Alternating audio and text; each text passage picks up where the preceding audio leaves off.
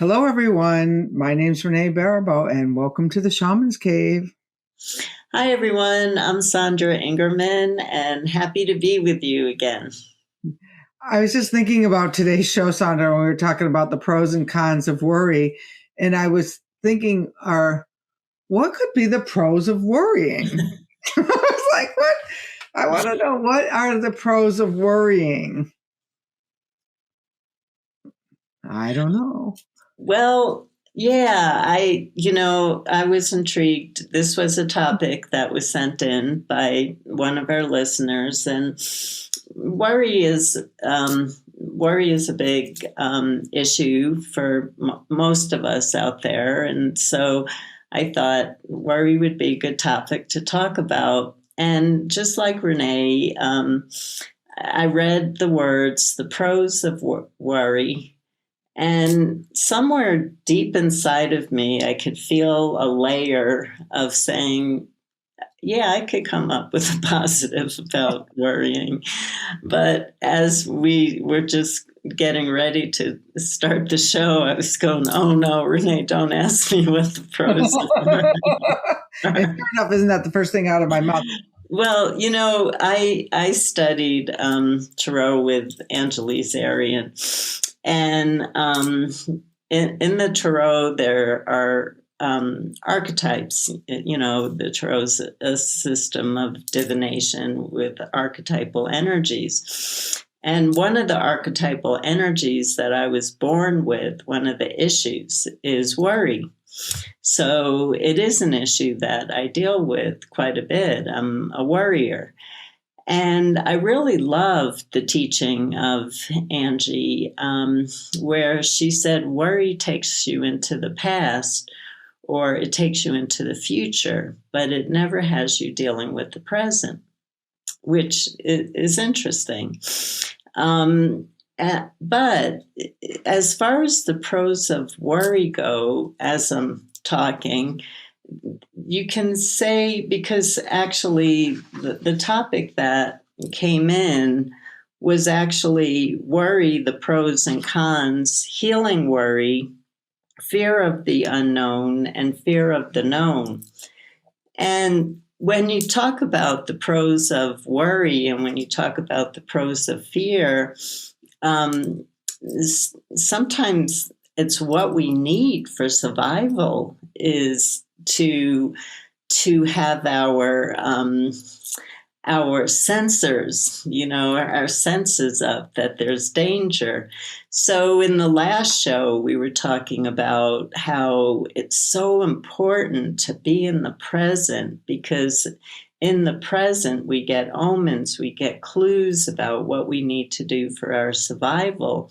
But worry and fear do the same thing. They make us more aware of our surroundings so that if something is in our field that's dangerous, we can actually identify it and move away from it. Yeah, absolutely. Like, so when your flight or flight or fly um, is engaged, it's because it's a heightened sense of paying attention. But again, that can be in the present. If your sense of flight is not engaged from the past, well, although unless it's a trauma stored in your body, and certainly in the future. But what I talk about in my work is that the wind only blows in the present. The roof might get taken off by the wind, but it's only going to happen now. It's not going to happen in the past. So if we stay current with the current wind, you really will get all of the information you need to respond. And I say that like, and then they will teach you, like this winter when the power went off for a few days, I really knew what to do in the present. Make sure that I could have heat, make sure that the food in the freezer either stayed frozen or that I used it. I mean, really, we're our humanness, our human bodies are equipped pretty good to handle just about anything if we are present to it. Yeah. And being present to it is a way to tap into our inner strength.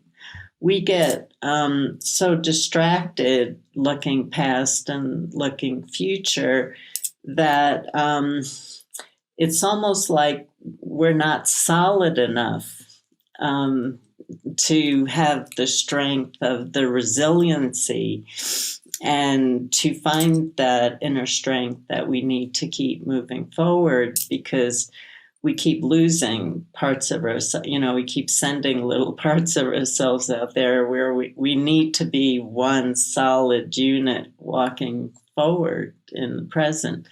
I'm reminded, and we are on our third year of shows, so there's no way that we not going to repeat, certain things. But I'm reminded back in the 1980s, a teacher in the upper world just spontaneously showed up for me. I did not ask for her in any way.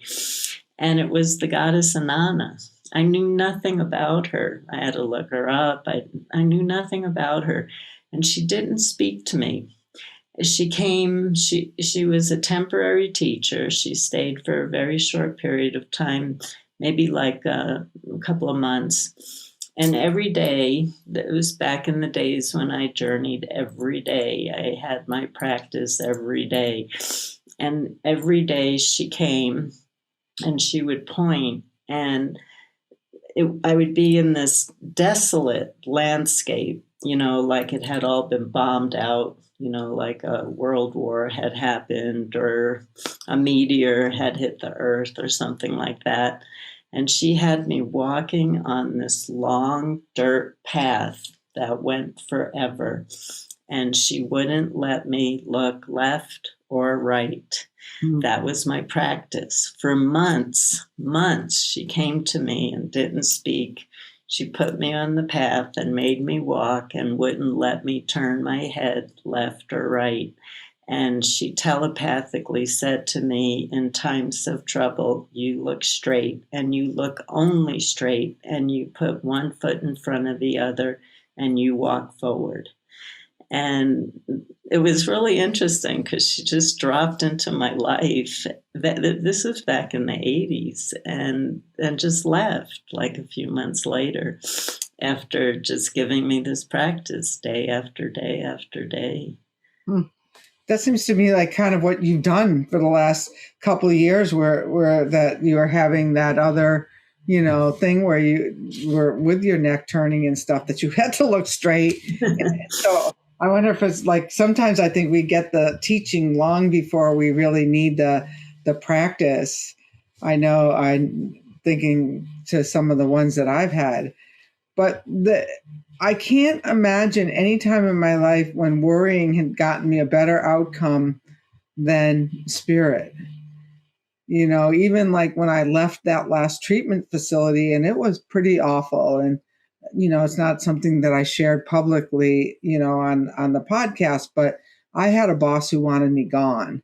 And, talk about worry. I was in this, when's the shoe going to drop? And I had been a good employee. I had, there was nothing bad in my record for 7 years, but she decided that in 2 months, she started the writing me up kind of things.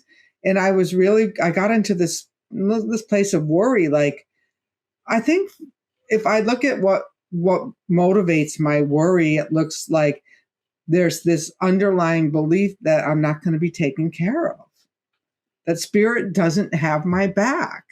Mm-hmm. And when, even recently when I was buying a piece of property that I probably shouldn't have been buying, as soon as I let the idea of what my plan was, spirit brought in somebody who could do exactly what needed to be done. But whenever I get in the path of worrying, I start, and I believe that if we have a tree of life, you go up the center, you don't go up the center to the top. There's many tributaries, many branches, and hopefully you don't get out on a limb that's not going to take you back to where, your dharma is or your karma is going. And whether or not that's even possible, I think it is. But that worry is the one that gets you to the furthermost branch of your tree. When you stay close in with your spiritual alignment, you get to move up. It's a lot easier to climb the tree from the middle than the outside branches. Yeah, absolutely. No, we can make things very hard on ourselves, definitely. Yeah, I think on the show we have listeners of so many different generations, so many different ages. And I guess for me, actually, I finally realized sometimes it takes a while for me to realize things, that I am actually finally recognizing that I'm in a new phase in life, that I'm an elder and I'm not 5 years old anymore. I still have thought I'm 5. And what really calls to me, and I think it's because of how chaotic things are right now in the world, what really calls to me right now is staying inside myself. I'm wearing hoodies, and my scarves are getting bigger. I'm wearing one in support. And, it's like it's like cocooning. And in that cocoon, I just imagine myself radiating love and light, because I realize I can't control the level of inequality that we're seeing on the planet right now, and it's eating away at me. So to have my hoodie and to be able to go inside and emanate love and light is something that's very healing for the collective right now. And it's a way that I can still serve with among the masses. With the divisions are crazy; they're getting more divided, and the only safe place is in.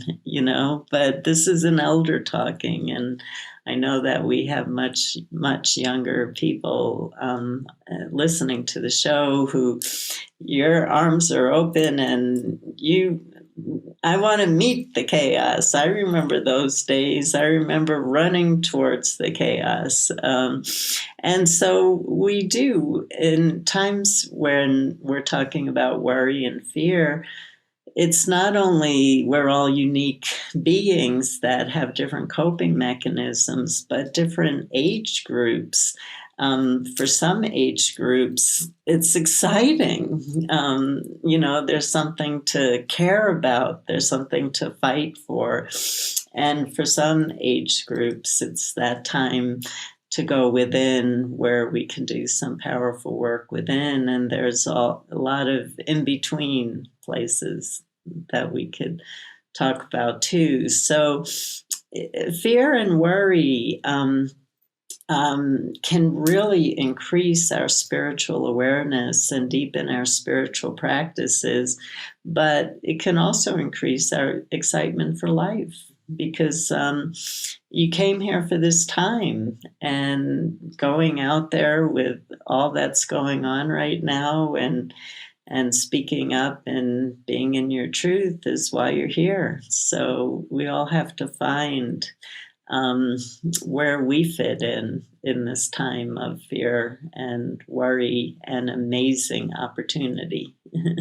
Oh, I knew you'd find a good pro for the worry. That's good, because I guess I just think back to when I was like 7 and 8 and 9, and my grandmother would stop by every Monday night on her way home for work, because it was my mother's night off. And she was a worrywart. I mean, she would be worrying about the neighbors, and she'd be worrying about everything. And, so it's always what you resist, you persist, So her annoying worry was always like the guiding post of like, I'm not going to be that. My younger sister's more of a worrier than I am. But I think that we all have that worry and you're right. I do think that I could find the pro in it. It's like sometimes when we're worried about something, it makes us pick up the phone and call somebody, and they needed our phone call. So does that have to be worry, or is that like a good warning sign? I mean, what's a good warning sign that you don't have to take full out? Like I was telling Sandra about the science fiction I was writing 2 years ago, and I was seeing the COVID. I was seeing the COVID experience, and I didn't go into worry about it. I was thinking it was 40 years out. So the clearer you get on your own intuition, if you can become the observer of it and not get into the crazy makingness of it, it can really serve this kind of like worry sprout could really serve for you to get more prepared for yourself. So I think it's more that the worry itself, that fight or flight, that basic survival tendency we have is a good thing. But how do you transform that into something useful for yourself and the people you serve is more the question. And Oh, sorry. No, that's all. Yeah, no, that was brilliant, what you shared. And I think for me, the question that I ask myself to get out of worry is, when I get into a worry state, I go, do you actually have anything to be worried about right now? Right now. I know you have things to be worried about in 5 years, but right this moment, do you have something? So it's always bringing yourself back to center, or like you said, Renee, it's bringing yourself back to spirit, because there are people who have such trust in spirit, they don't know what the word worry or fear is. And that should be the easy. If I don't know where we got so connected to this connection with our spirit, because you breathe in your spirit on your first breath, and that breath is with you the whole entire time. So if you're in worry and you're wondering how to get back to your center, nothing like the wind breath, nothing like bringing yourself back to your breath, because you breathe in the present. And what are you breathing in and out? And there was that one that they used to teach us very early on, in 30 years ago, breathe in love and breathe out. No, breathe in love and breathe out fear. Mm-hmm. So maybe we could try that, Sandra, to breathe in love and breathe out fear 3 times with the wind whistle, and really see if that can bring you back. Because it's just one more tool to, the worry is like the wobble, and then the center is that place where you can make better decisions. I just ask that we add one small instruction to that. When you breathe out fear, ask that it be transformed into light, so we're not feeding the collective with fear. Okay. Yeah. So breathe out fear and ask that it's transmuted with love and light for the highest potential of all. Yeah. All right. Great. All right. So we'll breathe in, like, imagine. So whatever, and close your eyes and imagine, what does breathing in love look like to you? Is it a feeling? Is it a capacity? Is it an expansion? So try that, bringing that in all the way down to the root of your root of your belly.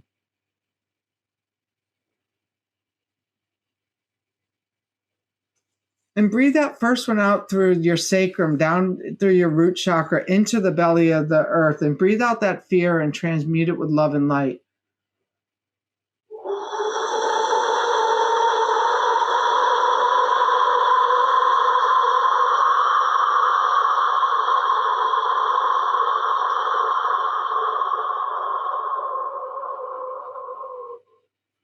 And really pay attention to your emptiness. What is in that empty space? And then breathe in love again.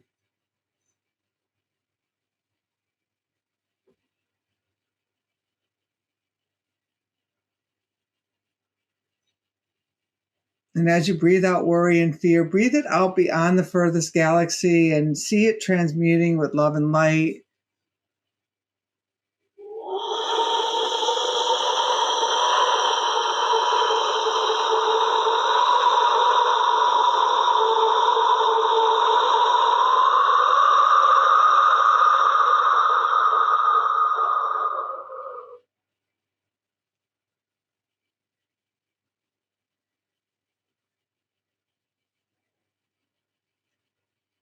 And on our next love breath in,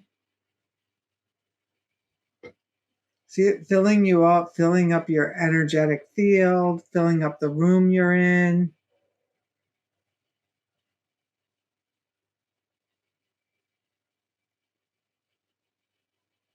And as you breathe out, scan your body from your toes all the way up to the top of your head and see if there's any fear living or hiding in your body.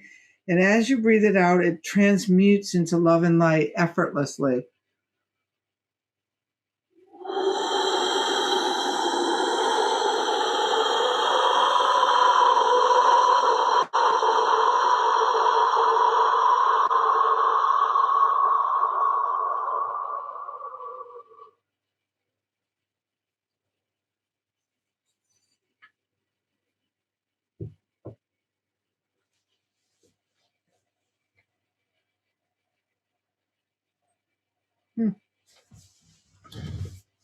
Nothing like 3 wind breaths to bring you back centered in your body and feel a little bit lighter. And how easy is that, when you're completely discombobulated to pick up your wind whistle and do those 3 breaths. Yeah. And if you don't have a wind whistle, Sandra, she can teach you how to whistle. My neighbor was teaching me how to whistle last night, and she puckers in her cheeks because I never could whistle. And she told me I need to use my nose a little more.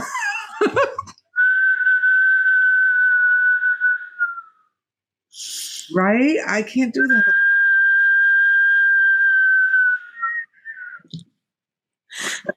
You got it. I'm going to practice that. I don't know if it's a skill you're born with or something I just didn't master, but now I'm curious to find out if I pucker a little bit. You have to have thinner cheeks. All right. And on that happy note, that's another thing to get you out of worry quick is to watch a funny movie. That's right. You can always leave your misery on somewhere else and pick it up later, but the funny movie can transform you back from worry back to presence in a heartbeat. Yes, it can. And I think on that note, I will just say blessings, everyone. And I really enjoyed doing the show with Renee, and I hope you enjoy being with us. And please subscribe on Shamans TV and right on our wall. Right. Thank you very much. We'll see you next week.